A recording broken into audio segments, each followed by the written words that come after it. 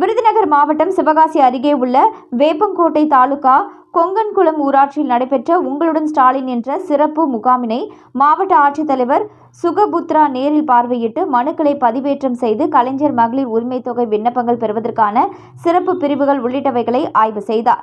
பொதுமக்களிடமிருந்து கோரிக்கை மனுக்களை பெற்றுக்கொண்டு மனுக்கான தீர்வினை உடனே வழங்க வேண்டும் என அரசு அலுவலர்களுக்கு அறிவுரை மற்றும் ஆலோசனைகளை வழங்கினார். அப்பொழுது நிதிக்குடி கிராமத்தை சேர்ந்தவர்கள் தனிநபர் ஆக்கிரமிப்பு செய்துள்ளனர். அந்த ஆக்கிரமிப்பை அகற்ற வேண்டும் என பலமுறை மனு செய்தும் அதிகாரிகள் எவ்வித நடவடிக்கையும் எடுக்கப்படவில்லை என கூறி கலெக்டரிடம் புகார் செய்தனர். ஆனால் கலெக்டர் சுகபுத்ரா நிதிக்குடி கிராமத்தை சேர்ந்தவர்கள் சொல்வதை கண்டுகொள்ளவில்லை. கொடுத்த மனுவையும் வாங்காமல் சென்றார்.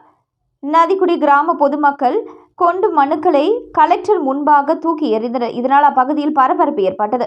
சாமானிய மக்கள் கொடுக்கும் மனுக்களை உங்களுடன் ஸ்டாலின் முகாமில் வாங்குவதும் இல்லை, பரிசீலனை செய்வதும் இல்லை. பிறகு எதற்கு சிறப்பு முகாம் நடத்தி மக்களை ஏமாற்றி வருகிறீர்கள் என வேதனையில் கூறியவாறு முகாமை விட்டு சென்றனர்.